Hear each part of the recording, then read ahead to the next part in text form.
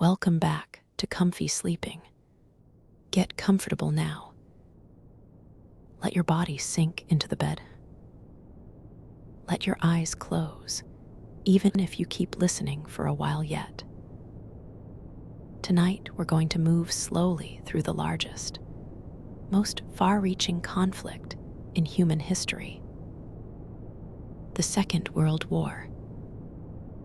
Not the battles alone, but the whole long arc, how it began, how it was fought across nearly every continent and ocean on Earth, and how it finally, exhaustedly, came to an end. We'll move through it carefully and gently. This is heavy history, and some of it is genuinely difficult.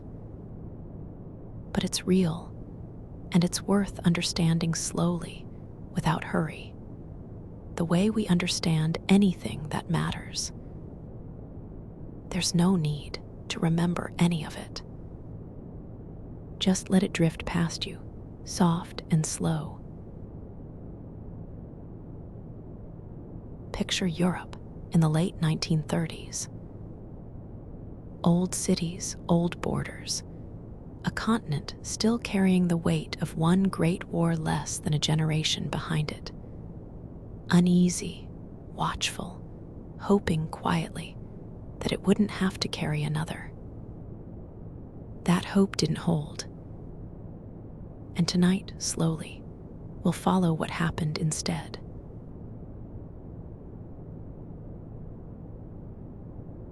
Chapter 1. The uneasy peace after the First War. The Second World War's roots reach back directly into the settlement that ended the First. The Treaty of Versailles, signed in 1919, imposed heavy reparations and territorial losses on a defeated Germany, terms many Germans experienced not as justice, but as humiliation. A grievance that would later be exploited with devastating effect. Across the 1920s and 30s, economic hardship deepened enormously by the Great Depression beginning in 1929, spread instability across much of Europe, weakening fragile democracies and creating fertile ground for extremist political movements promising order, national pride, and someone to blame for the hardship. In Germany, this instability helped bring Adolf Hitler and the Nazi Party to power in 1933, promising to restore German strength and reverse the humiliations of Versailles. In Italy, Benito Mussolini's fascist movement had already seized power over a decade earlier. And in Japan, an increasingly militarist government pursued expansion across East Asia, invading Manchuria in 1931, years before war broke out in Europe at all. The League of Nations, founded after the First World War specifically to prevent future conflicts through collective diplomacy, proved largely powerless to stop any of these developments. It condemned Japan's invasion of Manchuria, but took no meaningful enforcement action, and its failure to respond effectively to escalating aggression through the 1930s left it looking. By the time war actually broke out, like an institution that had already failed at its one central purpose. Economic historians often point to the Great Depression's severity in Germany, specifically as a crucial ingredient in the Nazi Party's rise. Unemployment reached staggering levels by the early 1930s, and the Nazi Party's promises of economic recovery national restoration, and a clear enemy to blame for Germany's suffering, found a genuinely receptive audience among a population that had already endured over a decade of economic and political instability since the previous war's end.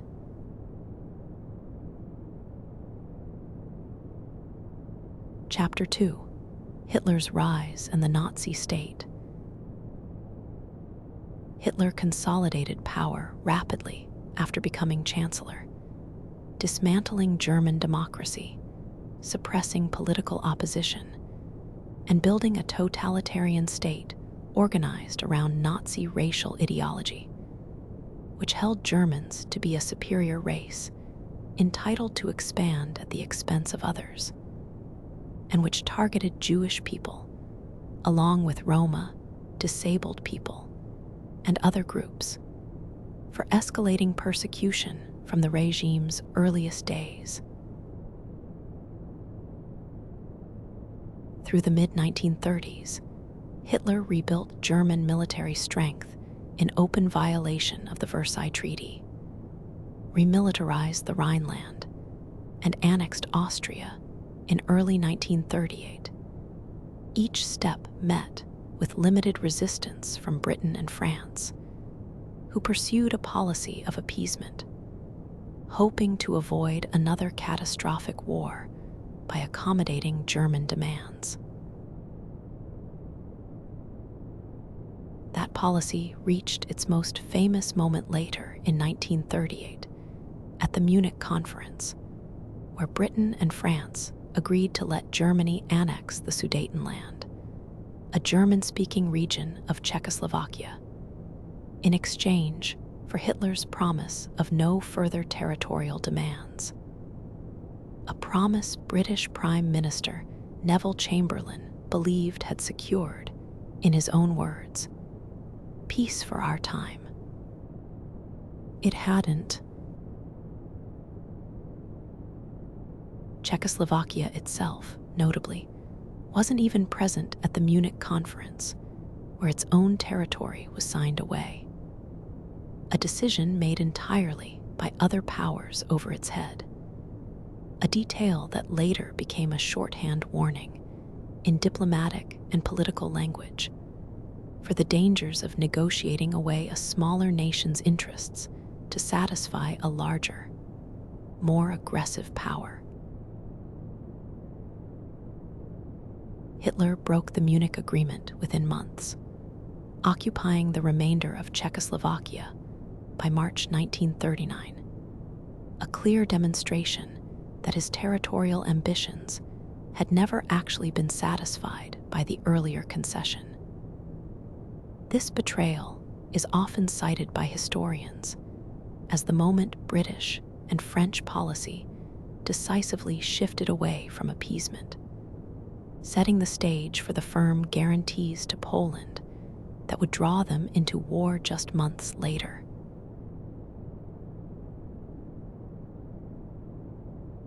Chapter 3: Spain's Dress Rehearsal. Before the wider war engulfed Europe, a smaller but genuinely significant conflict served, in retrospect, as an unsettling preview of methods and alliances that would define the larger war to come.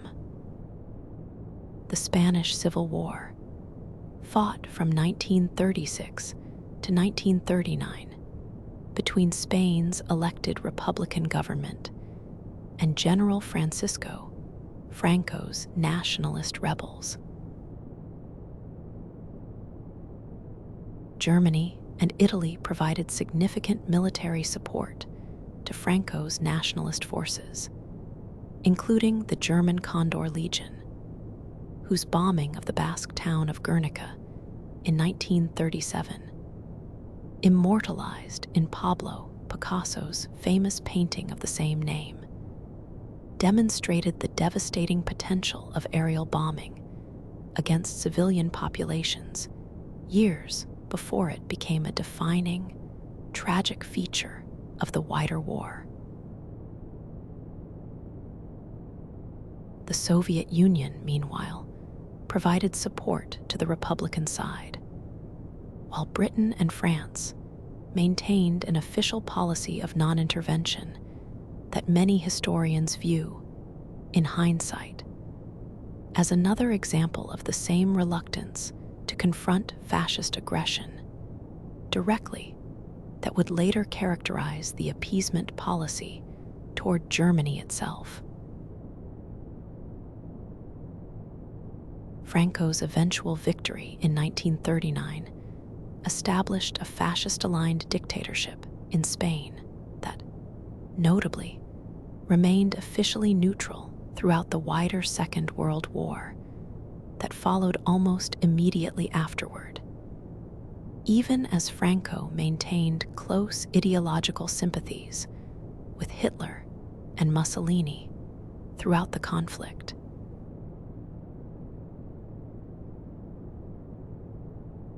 Chapter 4: The Invasion of Poland. On September 1st, 1939, German forces invaded Poland, employing fast-moving combined arms tactics, later known as Blitzkrieg or Lightning War, that overwhelmed Polish defenses within weeks. Britain and France, bound by treaty commitments to Poland, declared war on Germany just 2 days later.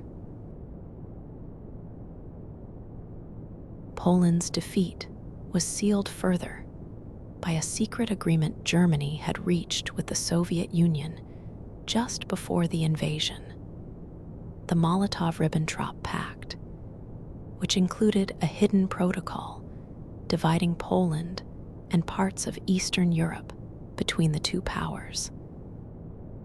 Soviet forces invaded Poland from the east just over 2 weeks after Germany's invasion from the west, and Poland was partitioned between the two occupying powers.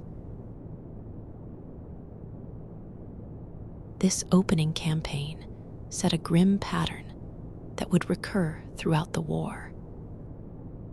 German occupation policy in Poland was brutal from the very start, targeting Polish intellectuals, political leaders, and, with escalating severity, Poland's large Jewish population, laying early groundwork for the systematic persecution that would later expand into genocide. Poland's defense, though ultimately unsuccessful, was far more sustained and costly for Germany than popular memory sometimes suggests. Polish forces fought for nearly 5 weeks against a German military that possessed considerable advantages in armor, air power, and coordinated tactics. And Polish resistance continued in various underground forms throughout the entire occupation. One of the most extensive and organized resistance movements anywhere in occupied Europe. Britain and France's declaration of war, honoring their guarantee to Poland, came without either country being in any position to offer Poland direct, immediate military assistance. A sobering illustration of how alliance commitments made in peacetime can outrun the practical military capacity available to actually fulfill them when a crisis arrives suddenly. The period following Poland's defeat and before Germany's invasion of France, roughly from late 1939 into spring 1940, saw relatively little direct fighting in Western Europe, leading British and American journalists to dub it the phony war. Even as German planning for a much larger Western offensive continued steadily behind the scenes.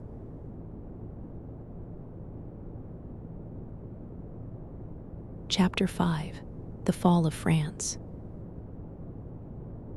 through the winter of 1939 and into 1940. Fighting in Western Europe remained limited enough that the period became known as the Phony War. That changed dramatically in May 1940, when Germany launched a rapid invasion of the Netherlands, Belgium, and France. Again, using blitzkrieg tactics, this time driving through the Ardennes forest, a route French defenses had considered impassable for major armored forces. France's defeat came with shocking speed, its government requesting an armistice within about 6 weeks of the invasion beginning. Germany occupied northern France directly, while a collaborationist government based in the town of Vichy administered the south under German oversight, a division that would shape French politics and memory for decades afterward.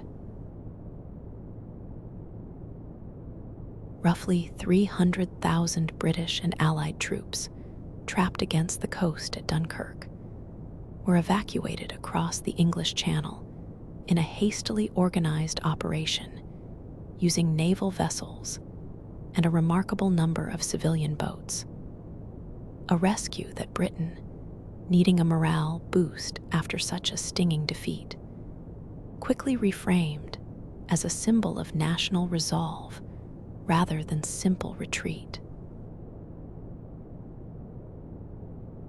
The evacuation succeeded partly because of a controversial German decision to briefly halt advancing armored forces outside Dunkirk, a decision historians still debate the exact reasoning behind, whether caution about vulnerable tank formations, deference to Luftwaffe commanders wanting the Air Force to finish the job, or simple overextension after such rapid advance. Whatever the cause, the pause gave Allied forces crucial extra time to organize the evacuation that followed. Winston Churchill, who had become Prime Minister only days before the invasion began, delivered a series of speeches during this period that became touchstones of wartime rhetoric, promising in one now famous address that Britain would fight on the beaches, the landing grounds, the fields, and the streets, and would never surrender words intended as much to steady British resolve at home as to signal defiance abroad. France's swift collapse shocked observers on all sides, including within Germany itself, where even Hitler had reportedly expected a longer, harder campaign. The speed of victory reinforced German confidence in blitzkrieg tactics, and for a time, in the invincibility of the German military machine. Confidence that would carry directly into the far more consequential and ultimately disastrous invasion of the Soviet Union roughly a year later.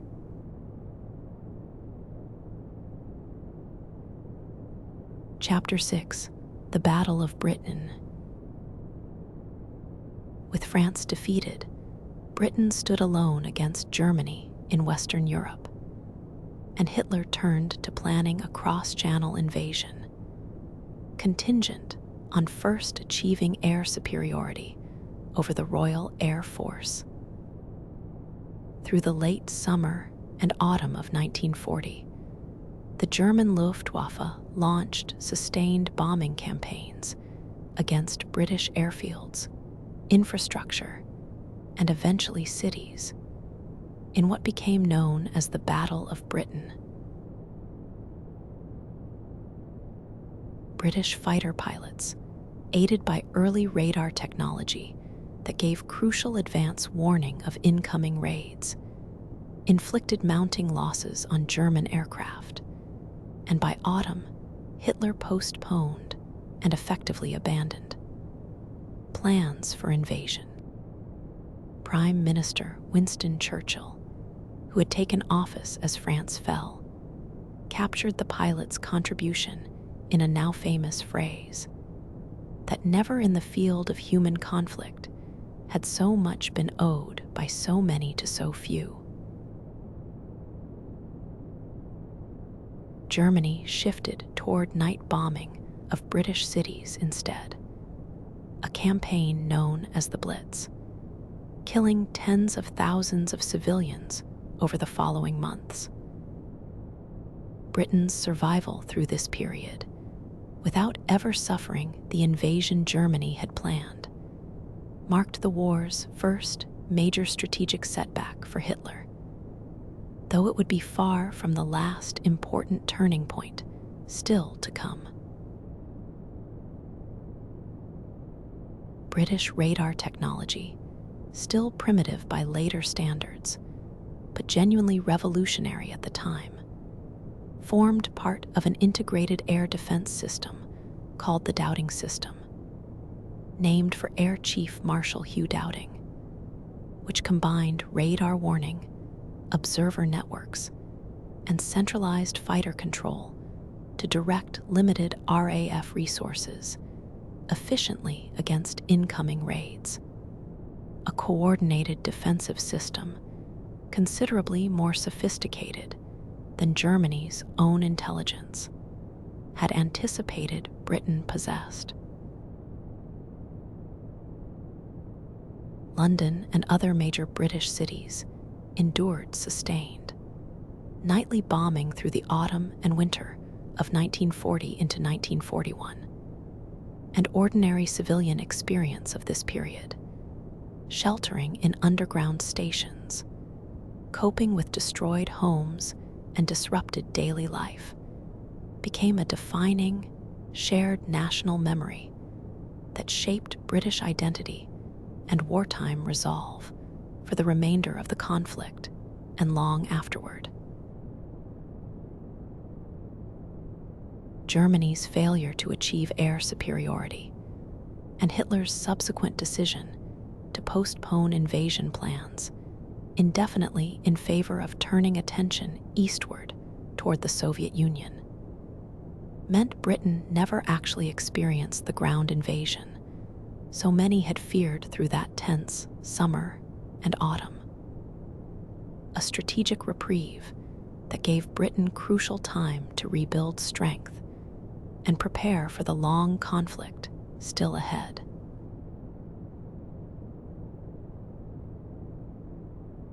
Chapter 7: The Battle of the Atlantic. While land battles dominated much of the war's popular memory, an equally vital, less visibly dramatic struggle unfolded continuously across the Atlantic Ocean, where Germany's submarine fleet attempted to sever the vital supply lines connecting North America to Britain and the wider European war effort. German U-boats, operating individually and in coordinated groups nicknamed wolf packs, inflicted devastating losses on Allied merchant shipping through the war's early and middle years, at times sinking ships faster than Allied shipyards could replace them, genuinely threatening Britain's ability to continue receiving the food, fuel, and war material it depended on from across the ocean. The tide turned gradually through a combination of improved technology, including more effective sonar and radar, code-breaking intelligence that allowed convoys to be routed away from known U-boat positions, longer-range aircraft capable of covering previously unprotected mid-ocean gaps, and simply overwhelming Allied industrial capacity to build new ships faster than Germany could sink them.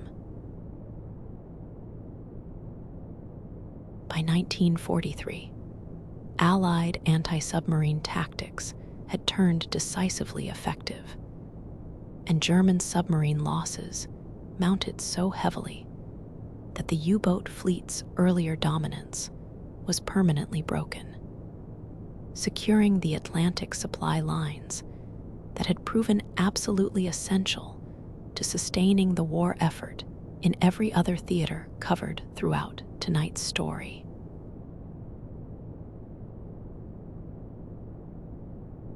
Chapter 8, Operation Barbarossa.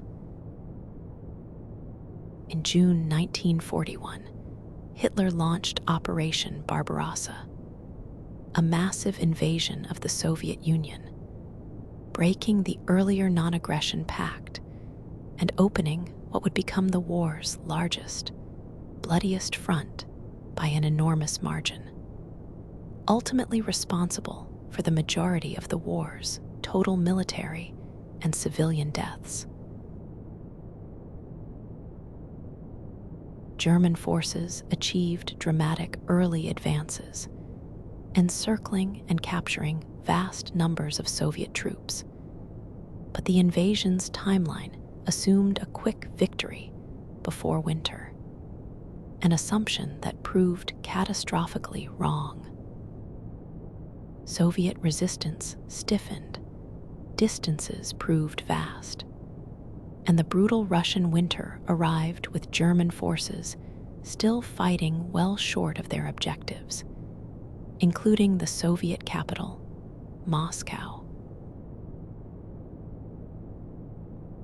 The Eastern Front would remain the war's most devastating theater for the next 4 years, a war of annihilation on both sides that combined conventional battle with deliberate atrocities against civilian populations, and that historians consistently identify as the theater where Nazi Germany's military power was ultimately decisively broken, even as other theaters drew more popular Western attention then and since.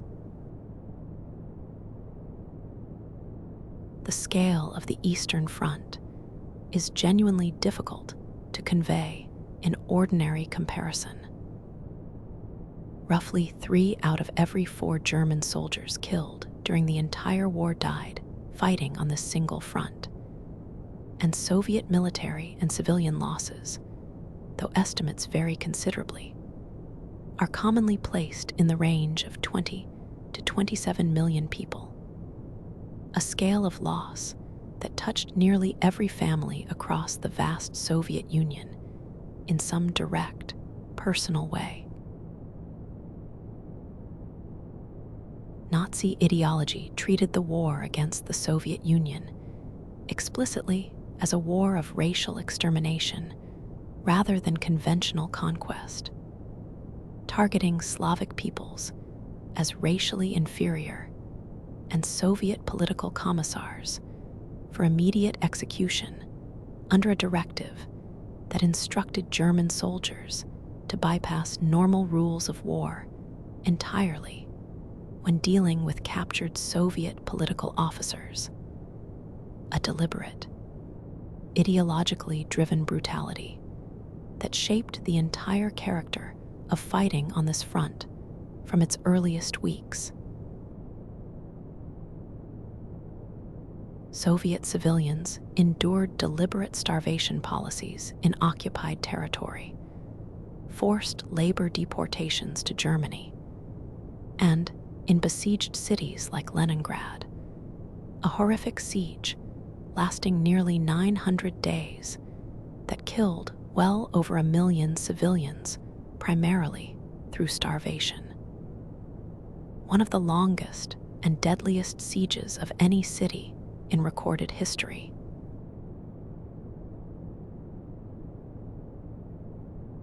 Chapter 9, The Holocaust. Nazi persecution of Jewish people, present from the regime's earliest days, escalated during the war into systematic mass murder. A genocide historians call the Holocaust, in which an estimated 6 million Jewish people were killed, alongside millions of Roma, disabled people, Soviet prisoners of war, political prisoners, and other targeted groups. This genocide was carried out through mass shootings, particularly in the early stages of the war in Eastern Europe, and later through purpose-built extermination camps, including Auschwitz-Birkenau, where victims were transported by rail from across German-occupied Europe and killed on an industrial scale using poison gas, their bodies then cremated.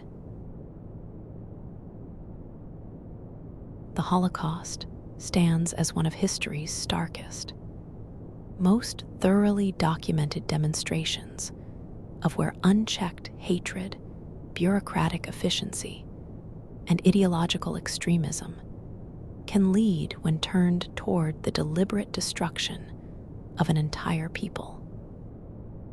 Survivor testimony, camp records, and physical evidence recovered after the war have made it one of the most extensively documented atrocities in human history. A documentation effort partly aimed at ensuring it could never be denied or forgotten. The persecution unfolded gradually before escalating into mass murder, beginning with discriminatory laws stripping Jewish citizens of legal rights and property, followed by forced ghettoization in overcrowded urban districts, and only later, following a January 1942 meeting of senior Nazi officials known as the Wannsee Conference, formalized into what the regime itself called the final solution, a coordinated, bureaucratic plan for the systematic murder of every Jewish person within German reach. Individual stories preserved from this period, including the diary of a young girl named Anne Frank, who hid with her family in an Amsterdam annex for over 2 years before being discovered and deported, have become widely read, deeply personal windows into an atrocity whose sheer numerical scale can otherwise feel almost impossible to fully comprehend. Resistance to the Holocaust, though facing overwhelming odds, did occur in various forms, from the Warsaw Ghetto Uprising in 1943, where poorly armed Jewish fighters held out against German forces for weeks, to individuals and networks across occupied Europe who hid or helped Jewish neighbors escape at enormous personal risk, later honored by Israel's Yad Vashem Memorial as righteous among the nations. Liberation of the camps by advancing Allied and Soviet forces in 1944 and 1945 revealed the full scale of what had happened to soldiers, and soon after, to a wider global public through photographs and newsreel footage. Evidence so stark and undeniable that it directly shaped both the Nuremberg trials that followed and the post-war international commitment, however imperfectly honored since, to recognizing and preventing genocide.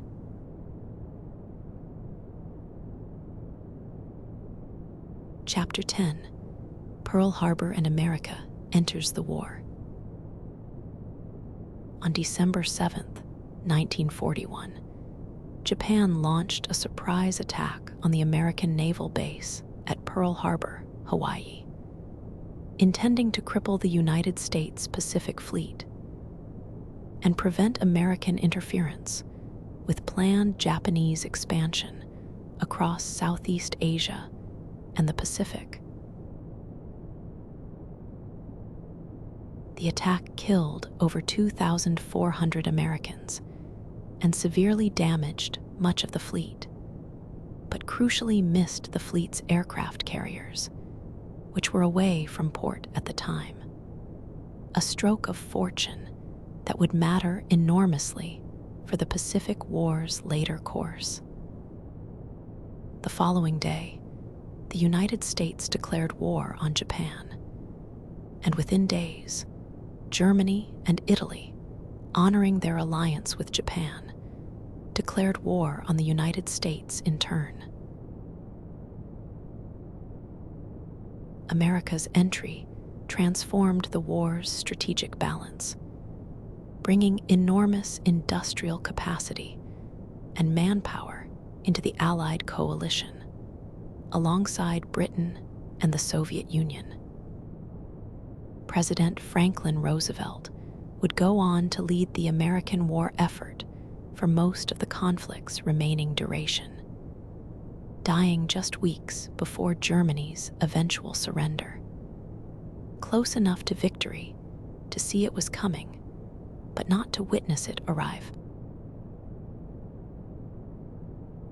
American industrial mobilization following Pearl Harbor proved staggering in scale, converting civilian factories to military production and eventually outproducing every other combatant nation combined in ships, aircraft, and war materiel. A productive capacity that, more than any single battlefield victory, ultimately proved decisive in sustaining the Allied war effort across every theater of the conflict simultaneously. The attack on Pearl Harbor also led directly to one of the war's more troubling domestic policies. The United States government forcibly relocated and interned over 120,000 Japanese Americans, the majority of them American citizens, in camps for the duration of the war. A policy later officially acknowledged by the U.S. government as a grave injustice driven by wartime hysteria and racial prejudice rather than any genuine, demonstrated security threat.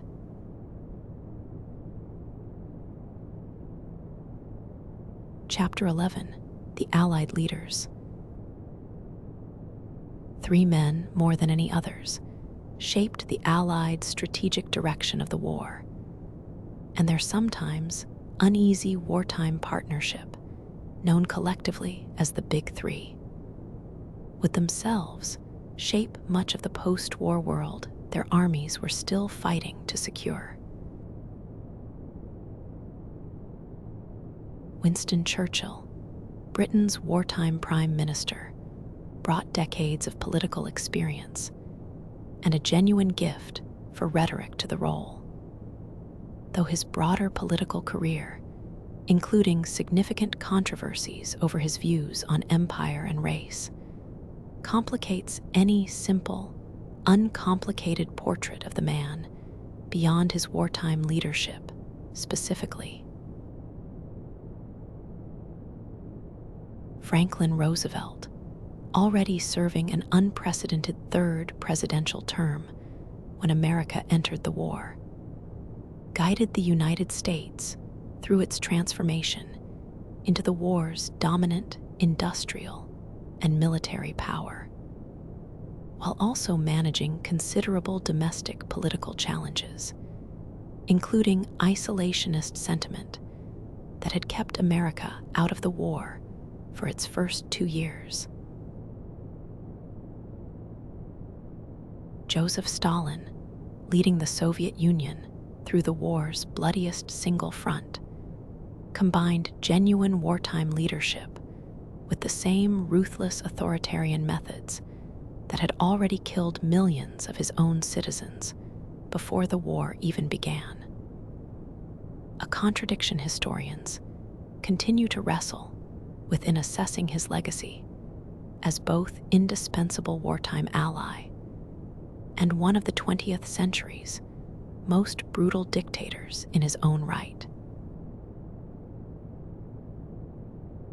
The relationship between these 3 leaders, meeting at conferences in Tehran and later Yalta to coordinate strategy and plan the post-war order, was never entirely comfortable, shaped by deep ideological differences between Western democracy and Soviet communism that the shared wartime emergency only temporarily and incompletely papered over differences that would resurface almost immediately once the common enemy was defeated, hardening quickly into the Cold War's opening lines.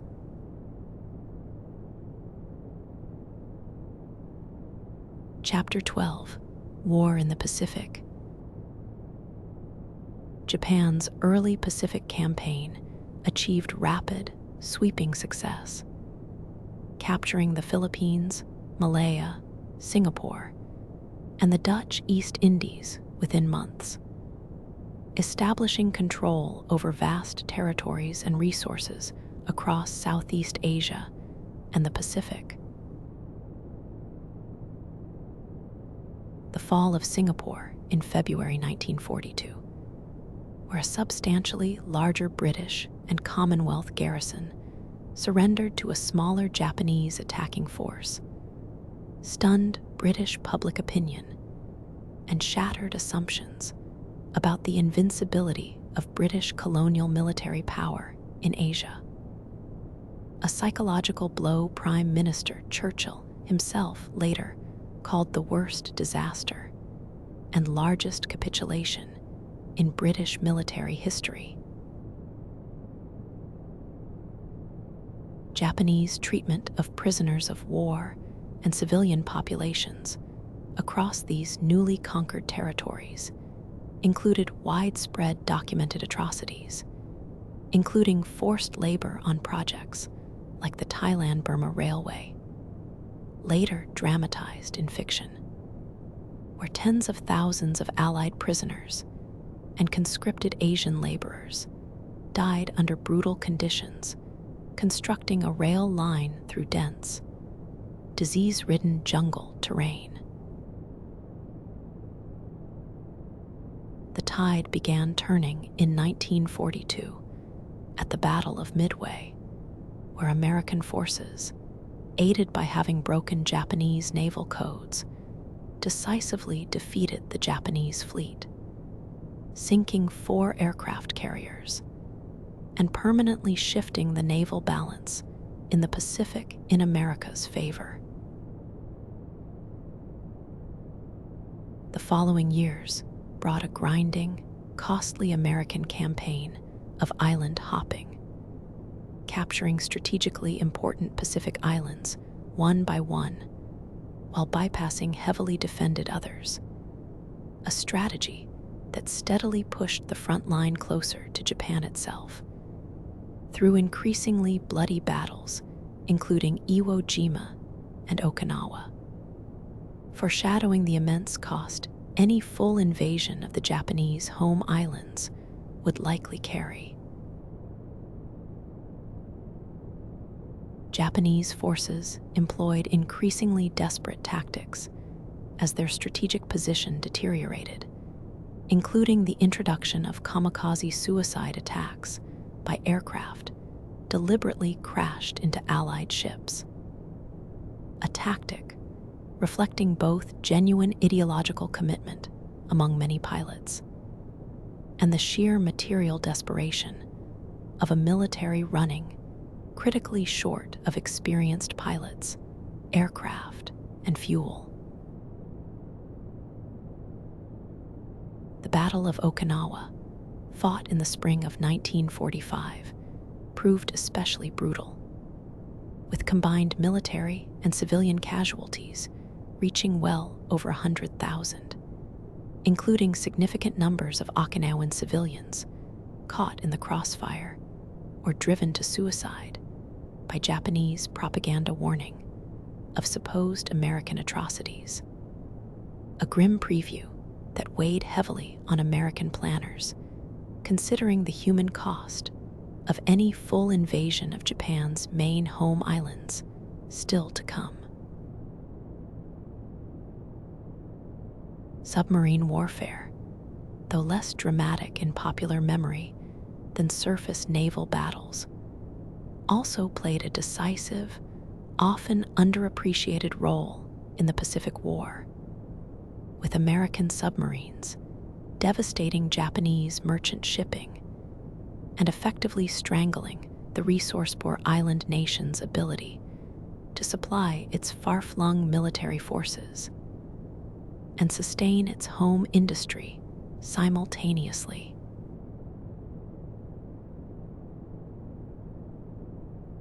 Chapter 13: The War at Sea Beyond the Atlantic. Naval warfare shaped the conflict across every ocean touched by the war, and beyond the Atlantic and Pacific theaters already covered tonight, several other significant naval campaigns influenced the wider war's course in ways worth pausing on. The Mediterranean Sea became a fiercely contested naval battleground throughout the North African campaign, with British forces working to keep vital supply lines to Egypt and the Suez Canal open, while disrupting Axis supply routes to their own forces fighting in the North African desert. A maritime struggle every bit as consequential as the more famous land battles it directly supported. The island of Malta, a small British-held territory in the central Mediterranean, endured such sustained aerial bombardment, attempting to neutralize its strategic value, that the entire island was collectively awarded Britain's George Cross for civilian gallantry. One of the only times in history an entire population received this honor rather than a single individual. Aircraft carriers, which had existed before the war, but played a comparatively minor role in naval doctrine, emerged from the Pacific War as the new dominant capital ship, replacing the battleship as the Navy's most valuable strategic asset. A shift in naval warfare so significant that it continues shaping naval strategy and shipbuilding priorities among major world navies today.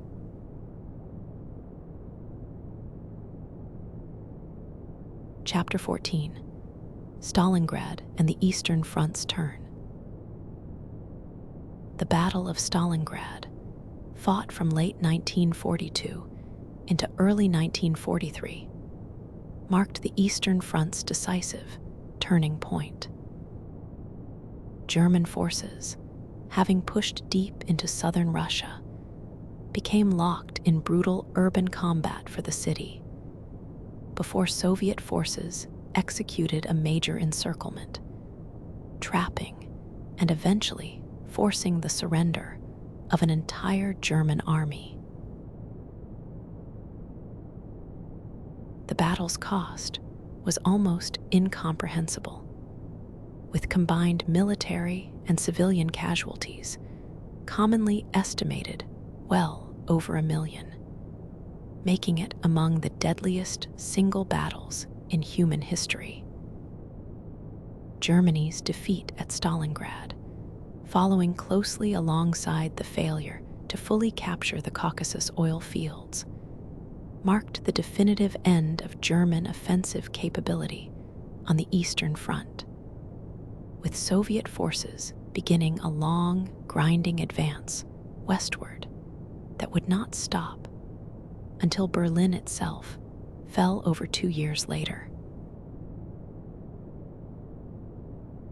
The scale of urban destruction and close-quarters combat at Stalingrad became so extreme that Soviet soldiers reportedly described fighting for individual rooms and stairwells within the same shattered buildings for days at a time.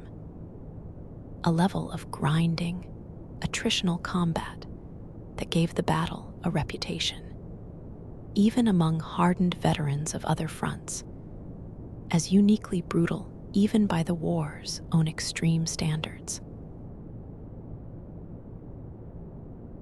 Field Marshal Friedrich Paulus, commanding the trapped German Sixth Army, surrendered against Hitler's explicit orders to fight to the last man, becoming the first German field marshal ever captured in battle. A deeply symbolic blow to German military prestige, compounded by Hitler's own earlier promotion of Paulus, specifically to discourage exactly this kind of surrender, since no German field marshal had ever previously been taken prisoner. The Battle of Kursk, fought later in 1943, followed Stalingrad as the largest tank battle in history, where a last major German offensive attempt was decisively defeated, confirming beyond any remaining doubt that strategic initiative on the Eastern Front had passed permanently to the Soviet Union for the remainder of the war. Soviet military production during this period, remarkably, continued expanding even as vast Western territories, including major industrial regions, remained under German occupation, achieved partly through an extraordinary wartime relocation effort that physically dismantled entire factories and moved them by rail deep into the Ural Mountains and beyond, safely out of reach of advancing German forces, before reassembling and resuming production, often within weeks. Soviet tank design, particularly the T-34 medium tank, proved genuinely superior in key respects to much of Germany's own armor for significant stretches of the war, combining effective armor, firepower, and mobility in a design simple enough to mass produce in the enormous numbers the Eastern Front's grinding attrition demanded. A practical engineering philosophy that prioritized quantity and reliability over the more complex, harder to maintain designs Germany increasingly favored as the war progressed.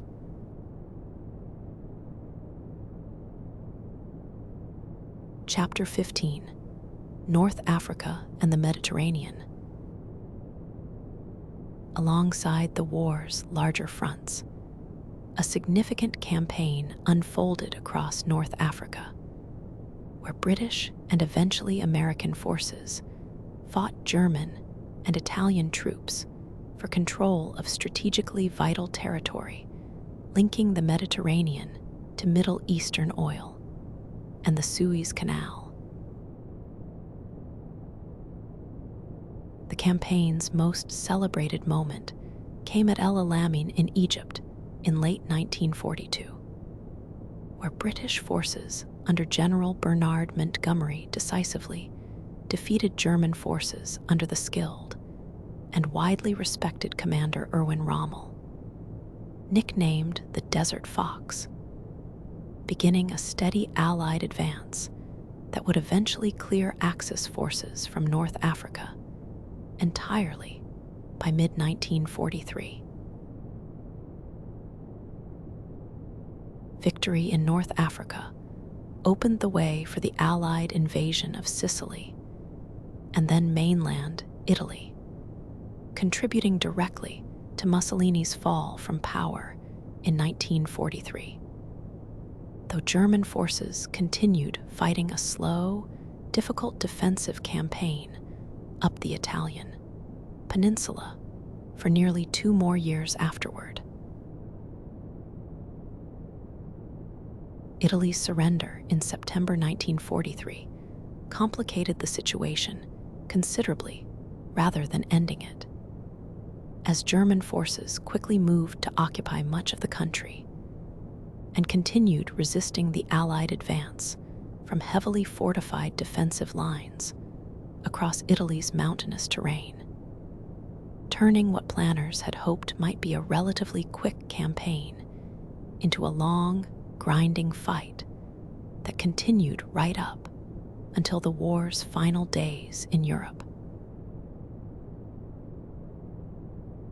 Mussolini himself, rescued from imprisonment by German commandos in a daring raid, briefly led a puppet fascist state in northern Italy under German protection, before being captured by Italian partisans in the war's final days and executed, his body publicly displayed in Milan.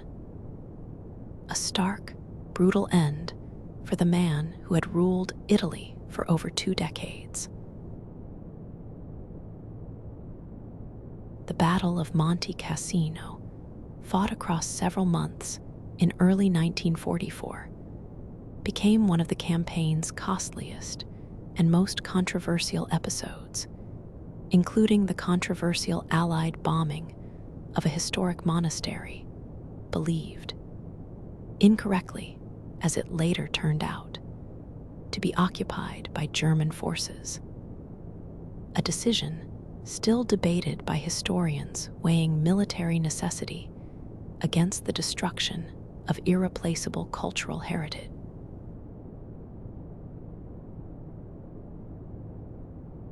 Chapter 16: Resistance across occupied Europe.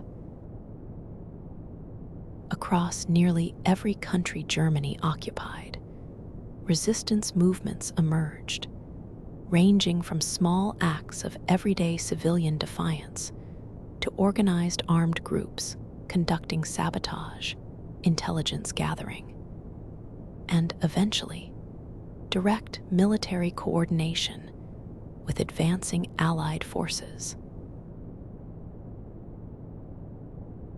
The French resistance, though never as large or unified as post-war national mythology sometimes suggested, played a genuinely significant role gathering intelligence, sabotaging German infrastructure, and providing crucial local support once Allied forces landed in Normandy, while also facing brutal German reprisals whenever resistance activity was discovered, often targeting entire villages rather than just those directly responsible.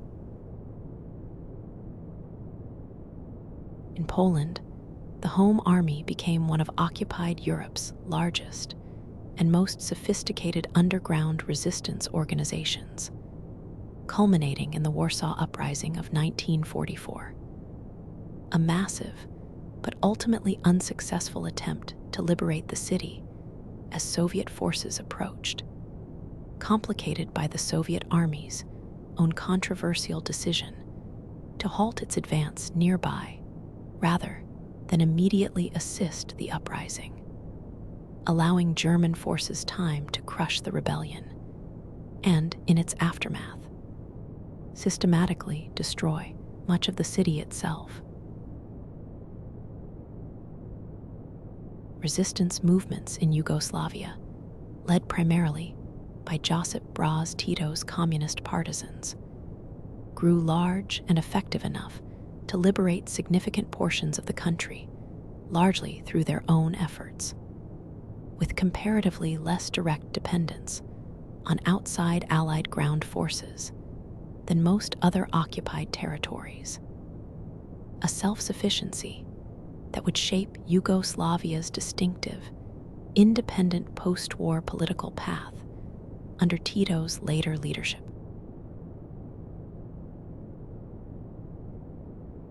Chapter 17: D-Day and the Liberation of Western Europe. On June 6, 1944, Allied forces launched Operation Overlord, landing on the beaches of Normandy in the largest amphibious invasion in military history, opening a long-awaited second major front against Germany in Western Europe. The landings succeeded despite fierce resistance and heavy casualties, particularly at Omaha Beach, and Allied forces gradually broke out from the Normandy beachhead over the following weeks, liberating Paris by late August 1944, and continuing to push German forces back toward Germany's own borders through the autumn. Germany launched one final major offensive in the West that December, the Battle of the Bulge, achieving initial surprise, but ultimately failing to break through Allied lines. Exhausting reserves Germany could no longer afford to lose. By early 1945, Allied forces were advancing steadily from both west and east, closing in on Germany from opposite directions at once. The D-Day landings involved an extraordinary logistical achievement alongside the military operation itself, including artificial mulberry harbors towed across the channel to allow supply ships to unload without capturing an intact port, and an elaborate deception campaign, Operation Fortitude, that convinced German commanders the main invasion would come further north at Calais, keeping significant German reserves misallocated for crucial days after the actual Normandy landings began. The liberation of Paris in late August 1944 carried enormous symbolic weight beyond its immediate military value, with French resistance fighters rising up within the city even before Allied troops arrived, and General Charles de Gaulle, leader of the Free French forces, insisting on personally leading the entry into the city to reassert French national dignity and sovereignty after 4 years of occupation. The Battle of the Bulge, Germany's desperate final major offensive, achieved genuine initial surprise, partly by exploiting poor winter, whether that grounded Allied air support, but ultimately failed once weather cleared and Allied reinforcements, including the besieged American defenders of Bostonia, held their positions long enough for relief forces to arrive and push German forces back. Exhausting reserves and fuel Germany had no remaining capacity to replace.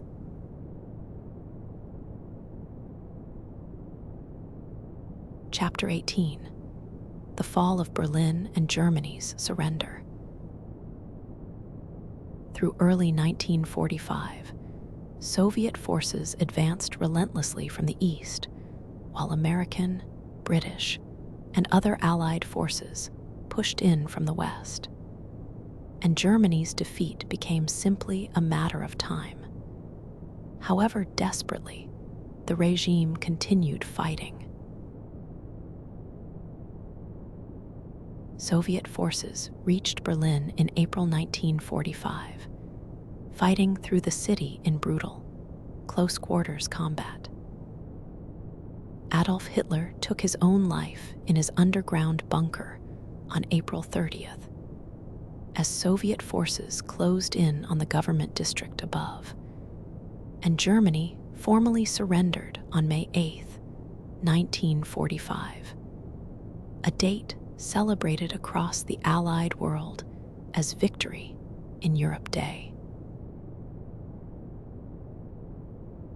The war in Europe had lasted just under 6 years and left the continent devastated, its cities in ruins, its populations displaced by the tens of millions, and its political map about to be redrawn entirely, as the war's victors began the difficult, uncertain work of establishing a new post-war order.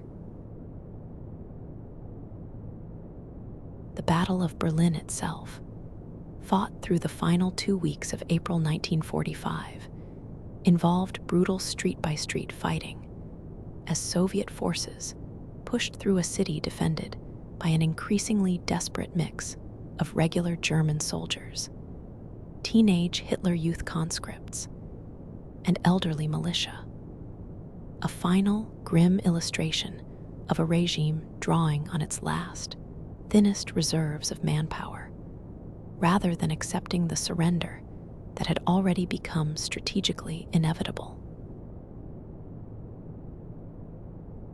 The scale of destruction across German cities by the war's end was staggering, the product of a sustained Allied strategic bombing campaign targeting industrial capacity and, controversially, civilian morale directly, including the devastating firebombing of Dresden in February 1945, an attack still debated by historians weighing its military value against the enormous civilian casualties and cultural destruction it caused in a city with limited direct military significance.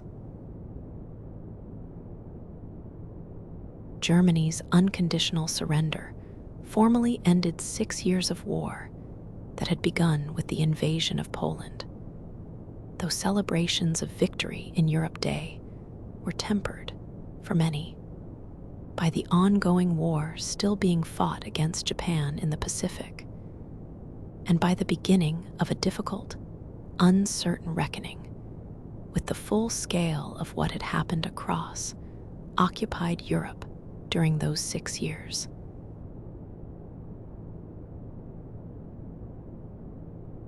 Chapter 19: The Long Road Through Italy and Southern France.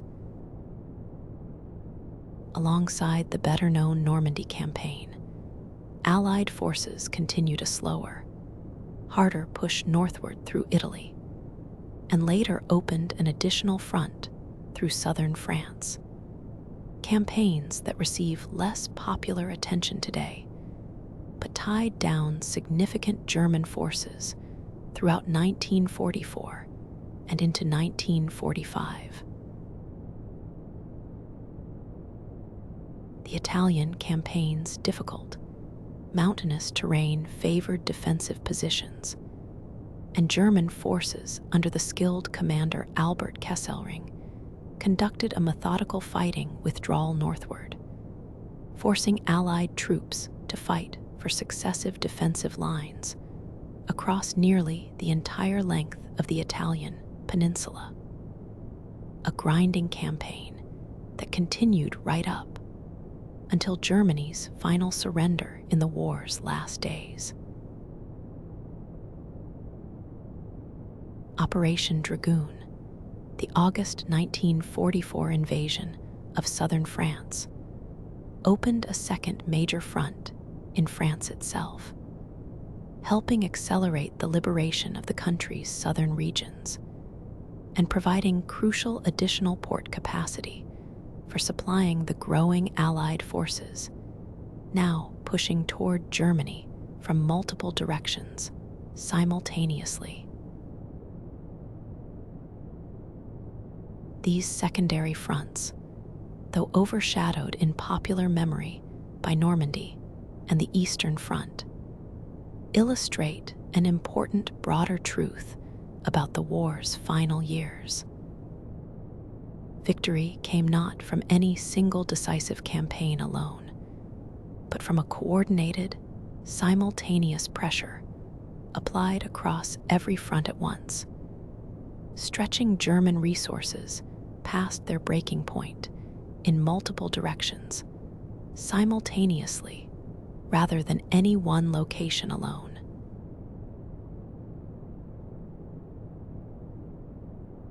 Chapter 20: Hiroshima, Nagasaki, and Japan's surrender.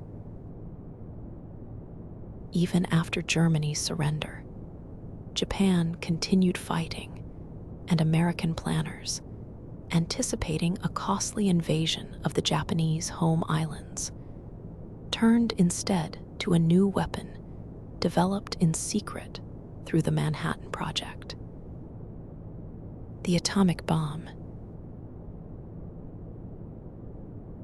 On August 6, 1945, the United States dropped an atomic bomb on the city of Hiroshima, killing tens of thousands instantly, and many more in the following weeks and months from injuries and radiation. 3 days later, a second atomic bomb was dropped on Nagasaki, with similarly devastating effect. Japan announced its surrender on August 15, 1945, formally signing surrender documents aboard the American battleship USS Missouri on September 2nd, bringing the Second World War to its final close, roughly 6 years after it had begun, and leaving behind a death toll historians estimate at somewhere between 70 and 85 million people worldwide, the deadliest conflict in recorded human history. The decision to use atomic weapons remains one of the war's most debated historical questions, with some historians, and at the time, some military leaders arguing Japan was already close to surrender through other pressures, including the Soviet Union's own declaration of war against Japan just days before Nagasaki, while others emphasize the fierce Japanese resistance seen at Iwo Jima and Okinawa as evidence that any conventional invasion would likely have cost far more lives on both sides than the bombs themselves. The immediate destruction at Hiroshima and Nagasaki was compounded by radiation sickness that continued killing survivors, known in Japan as hibakusha, for months and years afterward, and by long-term health effects and social stigma that shaped the lives of survivors and their families for decades. The two cities have since become powerful, enduring symbols in global discussions about nuclear weapons and the moral weight of their continued existence.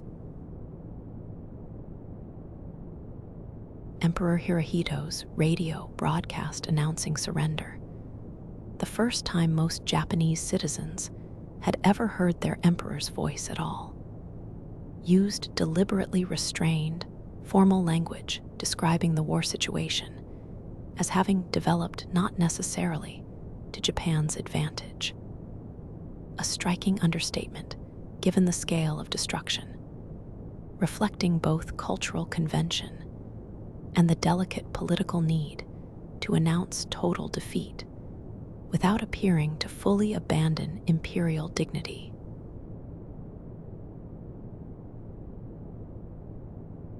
Chapter 21: Life under Occupation. For the millions of civilians living under German or Japanese occupation across Europe and Asia, daily life became a careful, often dangerous negotiation between survival and complicity. Choices historians and those who lived through them have continued examining and debating in the decades since.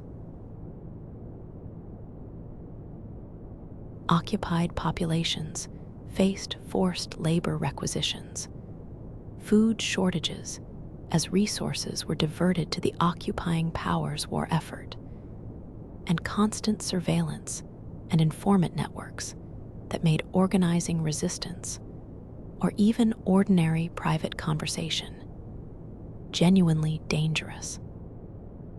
Collaboration with occupying authorities ranged from active ideological support to simple, pragmatic survival strategies. A spectrum post-war societies would spend years, sometimes decades, trying to fairly sort and judge. The Netherlands, one of the countries covered in an earlier comfy sleeping context on Rembrandt's own Dutch Golden Age setting centuries earlier, endured particularly severe hardship during the war's final winter, when a German blockade combined with an already strained transportation system to produce a genuine famine.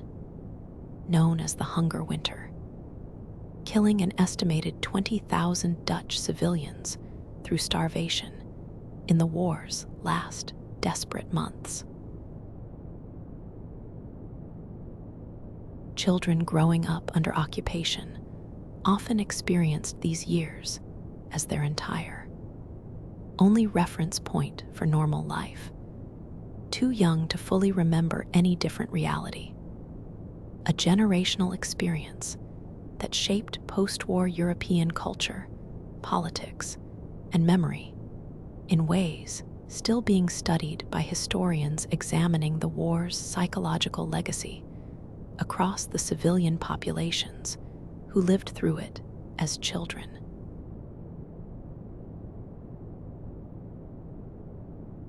Chapter 22: Warsaw's Long Ordeal.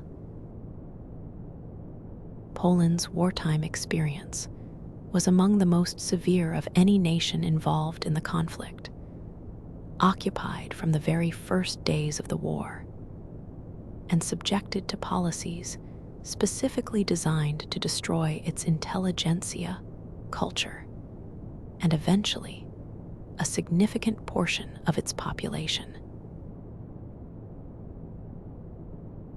In August 1944, as Soviet forces approached the eastern bank of the Vistula River, Poland's underground home army rose up against the German occupation of Warsaw, hoping to liberate the city before Soviet troops arrived and to assert Polish sovereignty over its own capital, rather than simply exchange one occupier for another.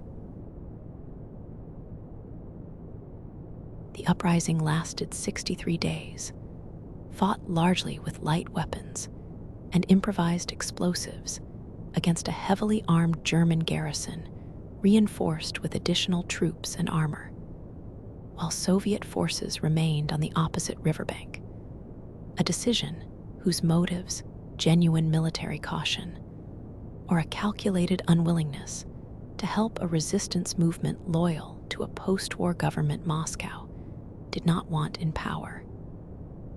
Historians continue to debate.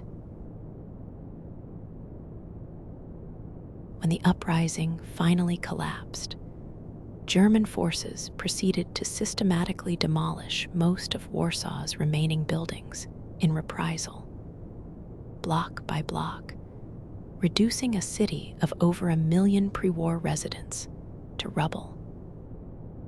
Surviving civilians were expelled or deported, and the city that Soviet and Polish communist forces eventually entered in January 1945 was, by some estimates, more than 85% destroyed. One of the most thoroughly ruined capital cities of the entire war.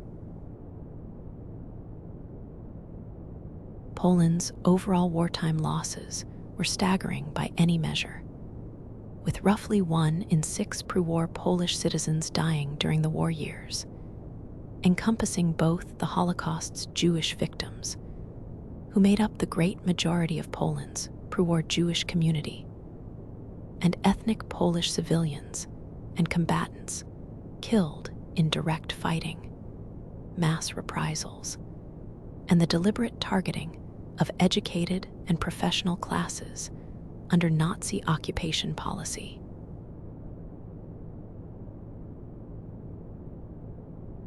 Chapter 23: The Liberation of the Camps.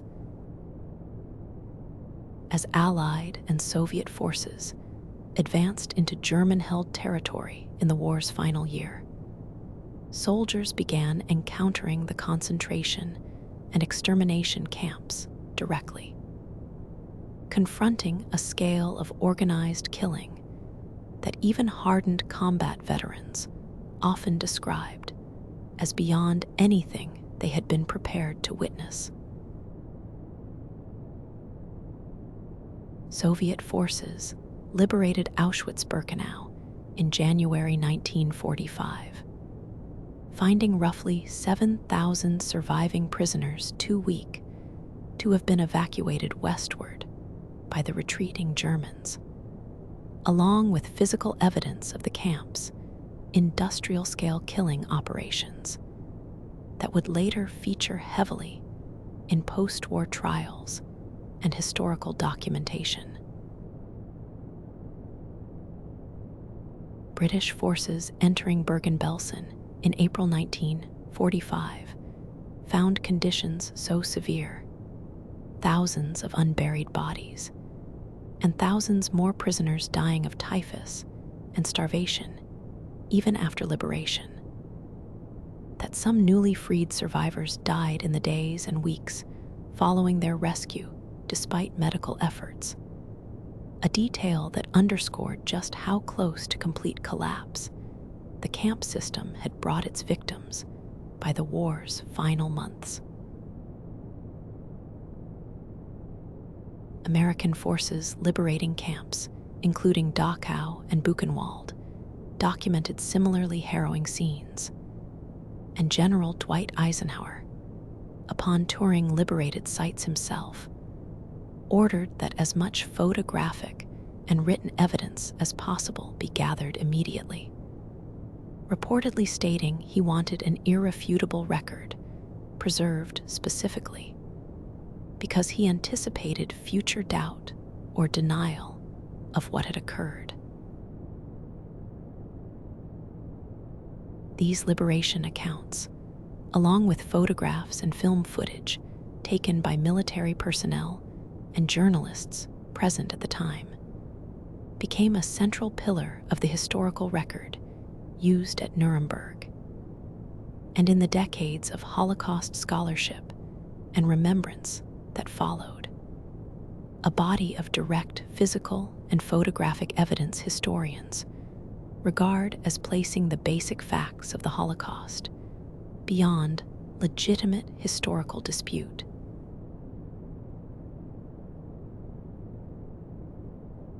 Chapter 24: The Nuremberg Trials and Reckoning. In the war's immediate aftermath, the Allied powers convened military tribunals at Nuremberg, Germany, to prosecute senior Nazi officials for war crimes, crimes against humanity, and crimes against peace, establishing important legal precedents for holding individuals, not just states, accountable for atrocities committed even under orders from a recognized government. 12 defendants received death sentences, and others received lengthy prison terms, though many perpetrators, including some responsible for the Holocaust's administration, were never captured or prosecuted at all, some living out remaining decades under new identities in various countries around the world. A parallel set of trials in Japan prosecuted senior Japanese military and political leaders for war crimes, though the post-war treatment of Japan's imperial system, including the decision not to prosecute Emperor Hirohito, remains a subject of ongoing historical debate about consistency and justice in how the war's various perpetrators were ultimately held accountable. The Nuremberg trials established an important, lasting legal principle, sometimes summarized as rejecting the defense of just following orders. Defendants who argued they were merely carrying out lawful commands from superiors found this defense explicitly rejected by the tribunal, a precedent that continues shaping international law and military accountability standards to the present day. Not every perpetrator faced justice, however. A number of senior Nazi officials, including Adolf Eichmann, one of the Holocaust's chief bureaucratic organizers, escaped to South America and evaded capture for years, with Eichmann eventually located and captured by Israeli intelligence agents in Argentina in 1960, tried in Jerusalem, and executed in 1962. One of the most prominent examples of delayed, but eventually achieved accountability decades after the war's actual end. Japan's own post-war reckoning with its wartime conduct, including atrocities committed across occupied China and Southeast Asia, has remained considerably more contested and incomplete in public memory than Germany's more thorough post-war reckoning. A difference historians and diplomats in the region continue navigating in relations between Japan and its former wartime victims, even today.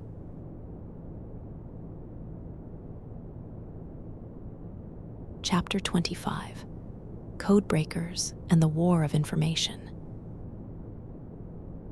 Away from the battlefields, a quieter, less visible war was being fought over information itself, and its outcome shaped nearly every major campaign covered so far tonight, often decisively, though its full extent remained classified for decades after the war ended.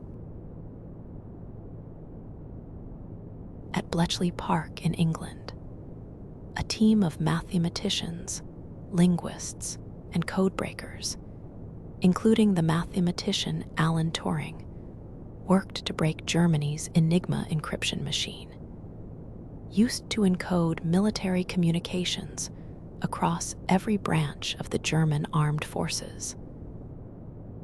Their success, building on earlier Polish code-breaking work, allowed the Allies to read substantial German military communications throughout much of the war. Intelligence historians now generally believe shortened the war significantly.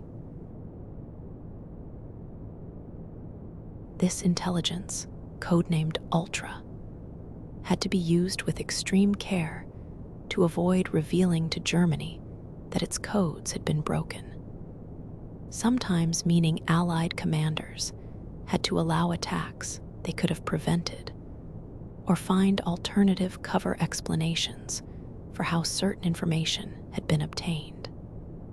A genuinely difficult ongoing balancing act between using valuable intelligence and protecting its source. Turing's own work at Bletchley Park, alongside broader wartime advances in early computing machinery built specifically to automate the code-breaking process, directly influenced the post-war development of digital computing. His personal story ended tragically, however, prosecuted after the war under British laws criminalizing homosexuality.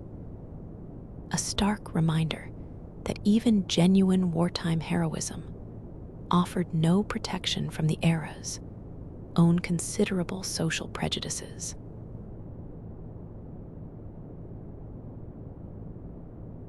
Chapter 26: Yalta and Potsdam. As the war's end came into view, Allied leaders met at a series of conferences to plan the post-war world. Decisions whose consequences would shape international politics for the following half-century, well beyond the fighting itself. At Yalta in February 1945, with victory in Europe now clearly approaching, Franklin Roosevelt, Winston Churchill, and Joseph Stalin discussed the division of post-war Germany into occupation zones, the post-war status of Poland and Eastern Europe, and the Soviet Union's commitment to enter the war against Japan once Germany was defeated. Roosevelt, visibly ill and only weeks from his own death, has been criticized by some later historians for conceding too much influence over Eastern Europe to Stalin, though others argue Soviet forces already occupied much of the territory in question, regardless of what any conference agreed.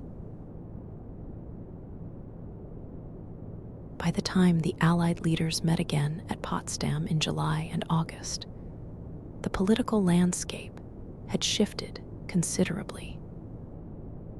Roosevelt had died in April, replaced by Harry Truman, and partway through the conference itself, Churchill was voted out of office in Britain's general election and replaced by his successor Clement Attlee, meaning two of the original Big Three leaders present at Yalta were no longer in the room by the conference's end.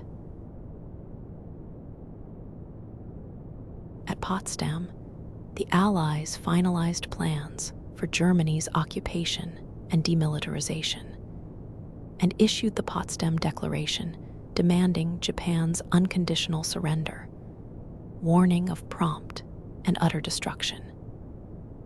If Japan refused, language that referenced, without directly revealing, the atomic weapon the United States had just successfully tested days earlier in the New Mexico desert. The decisions made at these two conferences effectively drew the opening lines of the Cold War before the Second World War had even fully ended, dividing Europe into spheres of influence that would harden within just a few years into the opposing blocs that would define international politics for the following 4 decades.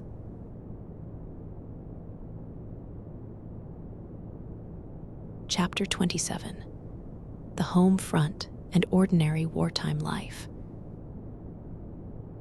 For civilians far from any battlefield, the war still reshaped nearly every aspect of daily life through rationing, air raid precautions, and the constant anxious uncertainty of loved ones serving overseas or working in increasingly dangerous industrial jobs.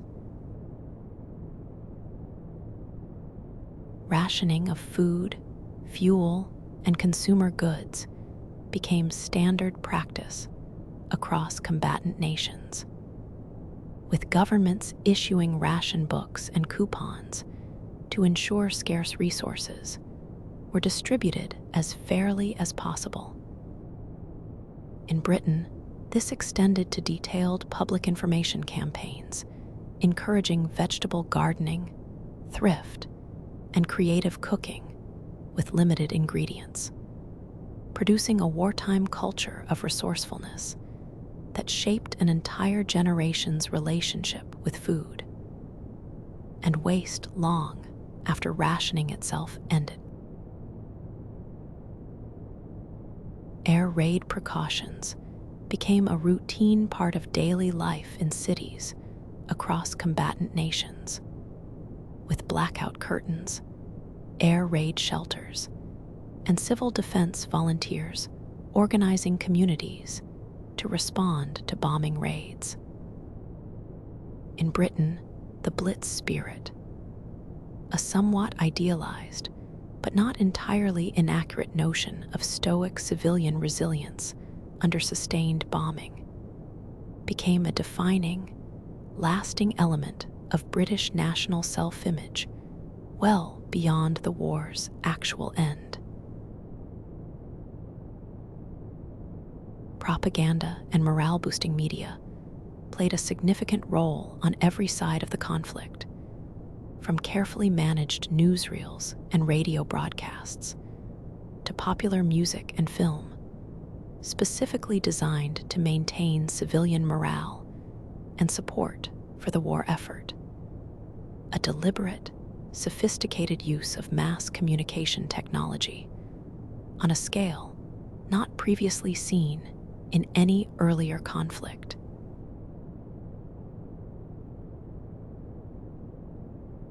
Chapter 28: a new world order.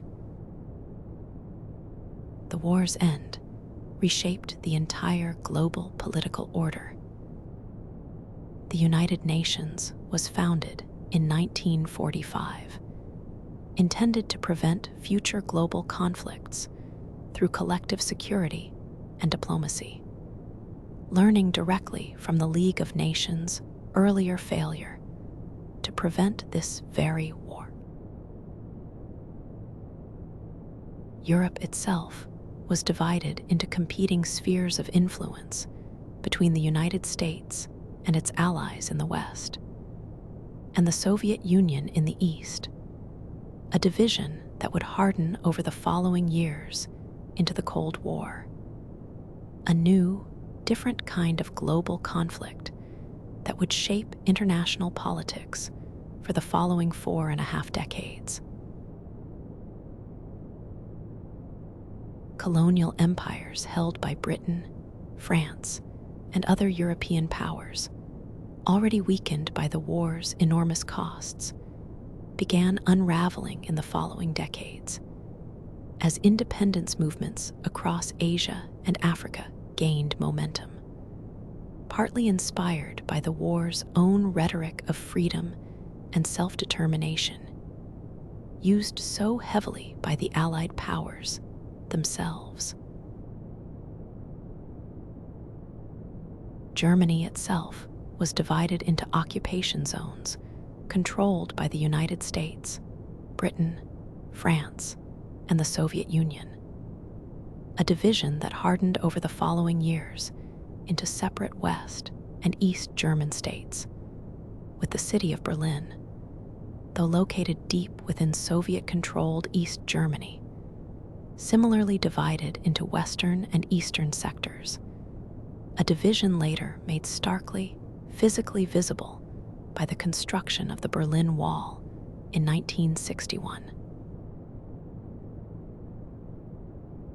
The Marshall Plan, launched by the United States in 1948, provided substantial economic aid to help rebuild Western European economies, partly out of genuine humanitarian concern, and partly from strategic calculation that economic stability would help prevent the spread of communism into war-devastated, economically desperate populations.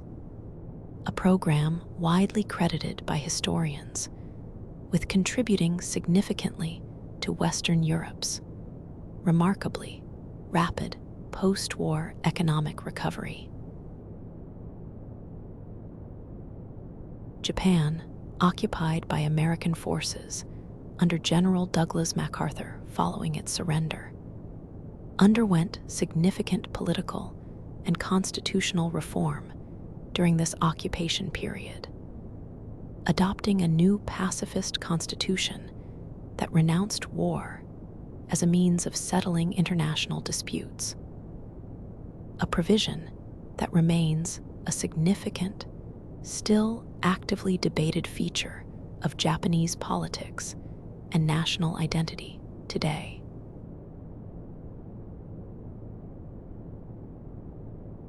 Chapter 29, The Manhattan Project.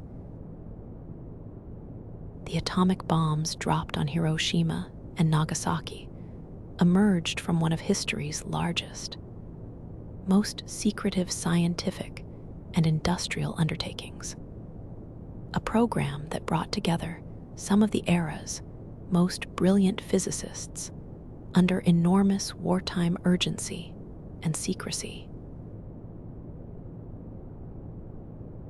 The Manhattan Project began partly out of genuine fear, shared by many of the scientists involved, that Nazi Germany might be pursuing its own atomic weapon, a concern significant enough that Albert Einstein, though not directly involved in the project himself, signed a letter to President Roosevelt in 1939 urging American research into the possibility.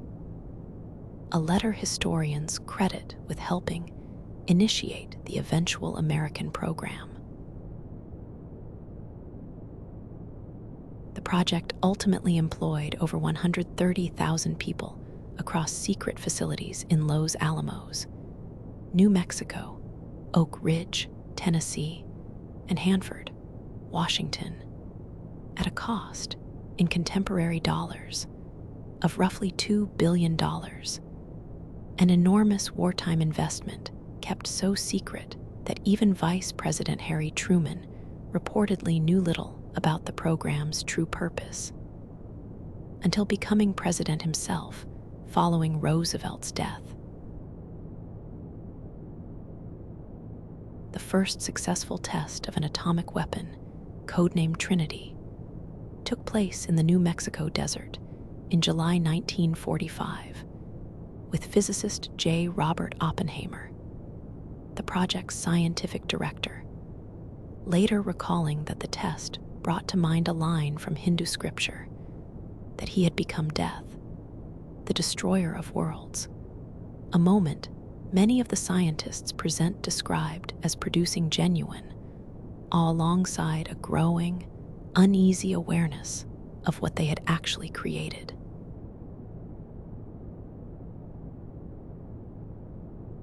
Chapter 30: What the War Actually Changed.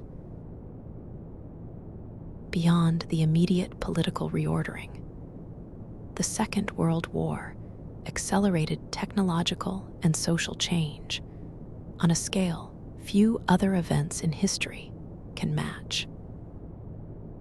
Radar, jet aircraft, and most consequentially, nuclear weapons, all emerged from wartime research programs, permanently altering the technological and strategic landscape of the following decades. The war also reshaped social structures in participating countries.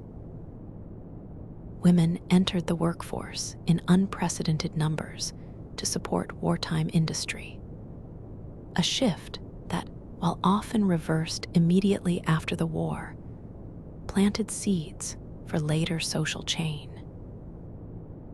The war's genuinely global scale, drawing soldiers and resources from colonies and allied nations across every populated continent, also brought people into contact across cultural and national lines in ways that would influence migration, civil rights movements, and international relations for decades afterward.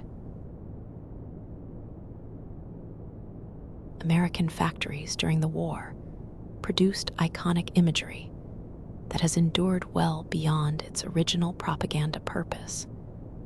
Most famously, the Rosie, the Riveter figure, representing the millions of women who took on industrial jobs previously reserved almost exclusively for men. An image that later civil rights and feminist movements would reclaim and reference directly as an early symbol of women's capability in traditionally male-dominated work. Wartime scientific research produced consequences reaching far beyond the battlefield itself. Penicillin, discovered before the war, but mass-produced at scale for the first time to treat wounded soldiers, became widely available to civilian medicine afterward, while wartime advances in aviation, electronics, and computing, including early code-breaking machines built specifically to crack German military ciphers, laid groundwork directly connecting to the post-war birth of modern computing technology. Military veterans returning home after the war reshaped their own societies in significant ways too. In the United States, the GI Bill provided funding for education and housing to millions of returning service members, dramatically expanding access to higher education and home ownership, and contributing substantially to the post-war economic boom, even as many of these same benefits were, in practice, unevenly and unfairly distributed along racial lines that mirrored the broader segregation still present in American society at the time.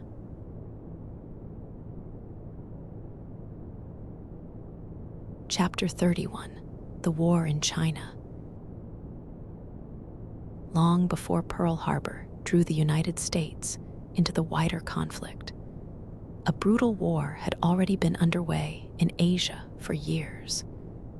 When Japan launched a full-scale invasion of China in 1937, following its earlier seizure of Manchuria.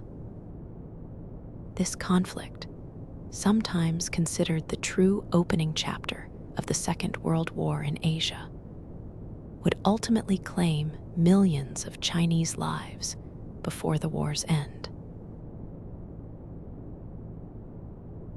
The invasion's early months included the Nanjing Massacre, in which Japanese forces killed a large number of civilians and prisoners of war in the Chinese city of Nanjing over a period of roughly 6 weeks, along with widespread sexual violence against women in the city, an atrocity whose exact casualty figures remain disputed and politically sensitive, but whose basic historical reality is thoroughly documented by multiple independent sources, including foreign observers present in the city at the time.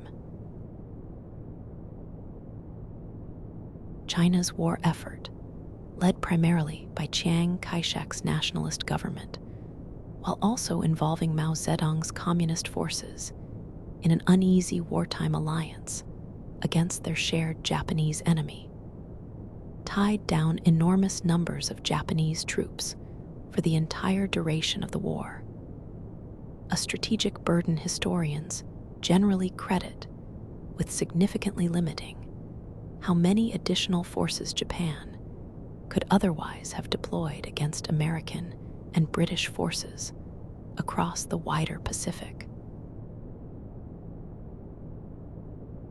The wartime alliance between China's nationalists and communists collapsed almost immediately once Japan surrendered, resuming a civil war that had been paused rather than resolved by the shared external threat. A conflict that would continue for several more years before ending in the communist victory that established the People's Republic of China in 1949.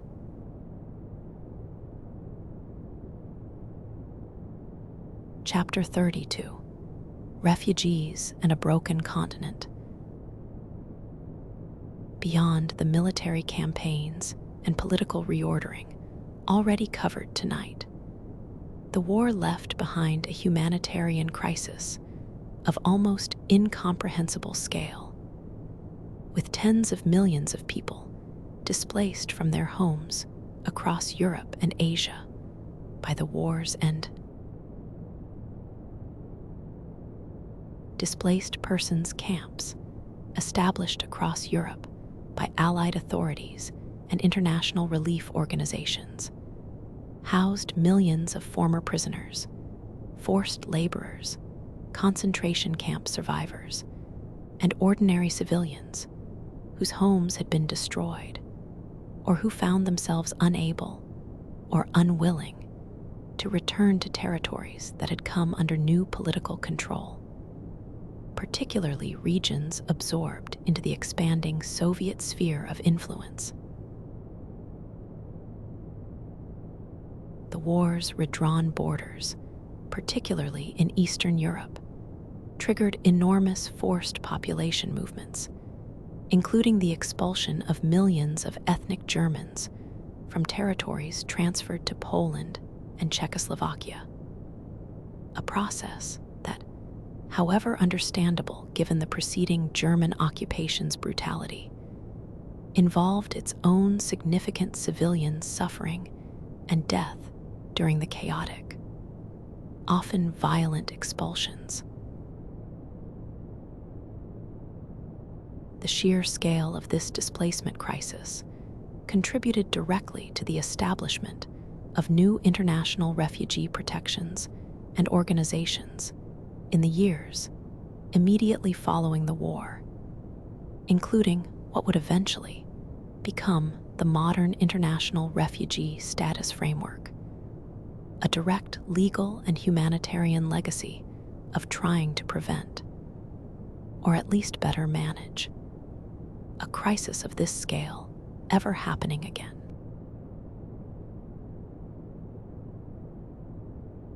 Chapter 33: Women at War. Across every major belligerent nation, the war drew women into roles far beyond what pre-war society had considered typical, reshaping labor markets, military auxiliary services, and resistance networks in ways whose social consequences would outlast the fighting itself. In Britain and the United States, women filled munitions factories and aircraft plants in enormous numbers, a shift memorialized in the American popular image of Rosie the Riveter. While formal auxiliary military services, Britain's Auxiliary Territorial Service, the American Women's Army Corps, allowed women to serve in support, communications, and eventually some technical combat-adjacent roles, though direct combat remained officially closed to them in both countries. The Soviet Union took a notably different approach, actually deploying women in direct combat roles, including several hundred women who flew combat missions as night bomber pilots in regiments the Germans came to nickname Night Witches for the sound of their aircraft's engines, and female snipers credited with hundreds of confirmed kills each, a degree of direct female combat participation unmatched by any other major power in the war. Women also formed the backbone of resistance and intelligence networks across occupied Europe, often specifically because occupying forces underestimated women as potential couriers, saboteurs, or spies. A miscalculation resistance networks exploited deliberately. Women like the British Special Operations executives, female agents operated undercover in occupied France, carrying enormous personal risk, with a significant number captured, tortured, and executed by German authorities during the war's final years. The war's end brought a complicated, uneven retreat from these expanded roles in most Western countries, as returning male veterans reclaimed factory jobs and social expectations pushed many women back toward pre-war domestic roles. Though historians generally regard the war years as having permanently shifted expectations about what women were capable of, a shift that would resurface and accelerate in post-war social movements decades later.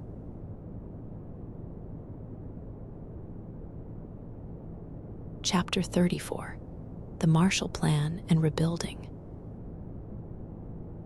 Out of the war's physical and economic devastation came one of the largest peacetime reconstruction efforts in history, a deliberate choice by the victorious Allies that shaped the post-war decades as profoundly as any battle covered so far tonight.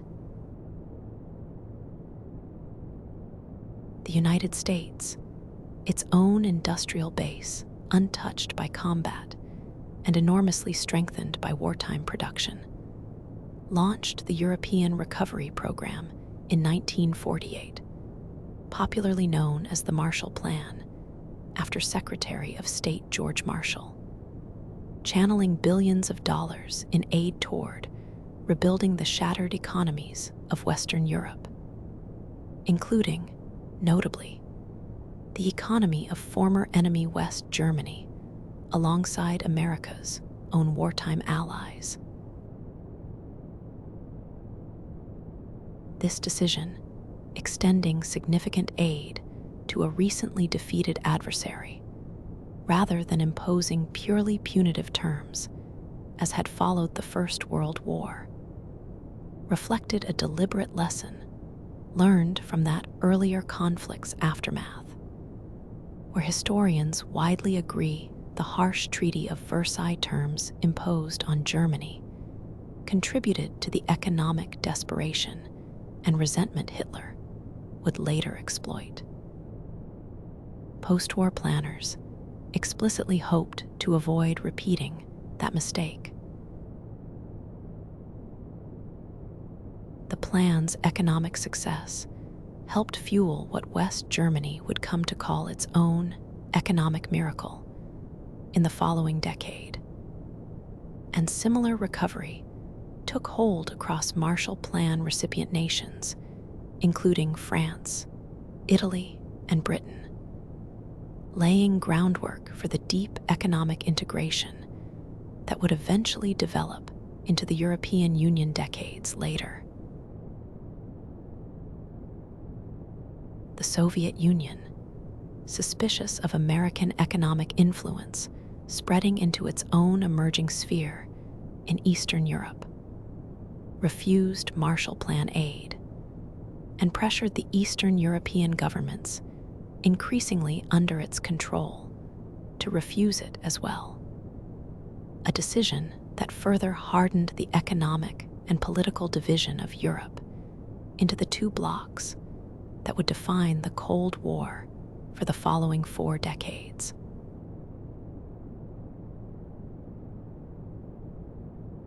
Chapter 35, What Remains.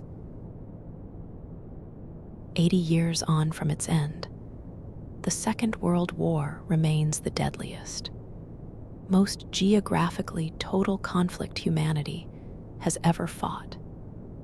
Its consequences still shaping international institutions, national borders, and collective memory across nearly every country that took part in it. Survivors and their descendants continue preserving and sharing this history through memorials, museums, and ongoing testimony. A deliberate, sustained effort to ensure a conflict of this scale and horror is remembered clearly and specifically, rather than fading into a vague, generalized memory of a terrible war long ago. Perhaps that's the quietest, most important thing to carry from tonight's story. That this history, still within living memory for a shrinking number of people alive today, asks to be remembered not as a distant abstraction, but as something real, specific, and human, carried forward carefully so its lessons aren't lost along with the direct memory of those who lived through it. Think back for a moment across everything that's passed through this story tonight. A fragile peace that didn't hold, a small country invaded in a single dramatic month, a city under siege for nearly 900 days, codebreakers working quietly in the English countryside, a girl hiding in an Amsterdam attic, and 2 cities on opposite sides of the world from where it all began, changed forever within a single, blinding moment. Memorials and museums across the world today, from Auschwitz to Pearl Harbor to the beaches of Normandy, exist specifically to keep this history tangible rather than abstract.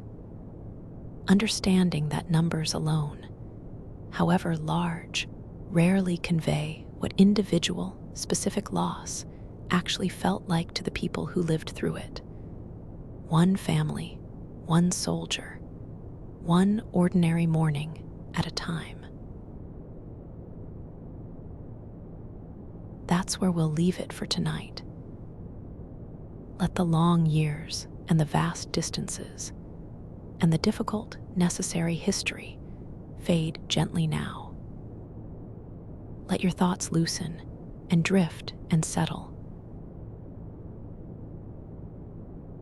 If this story helped you rest, a like, a subscribe, or a follow, wherever you're listening, helps it find someone else who needs a little help falling asleep too. But that's a thought for tomorrow, not tonight.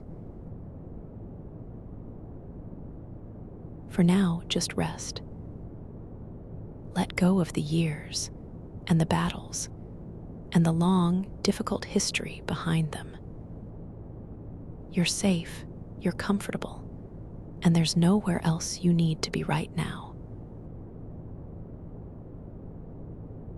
Let your breathing slow, gently, on its own. There's no more history to follow now, no more years to trace, no more distances to cross.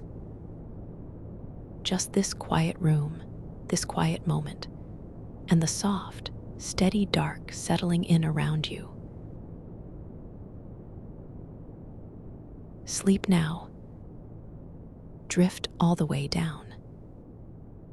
You've earned this rest, and it will still be here, waiting for as long as you need it. Good night, and sleep well.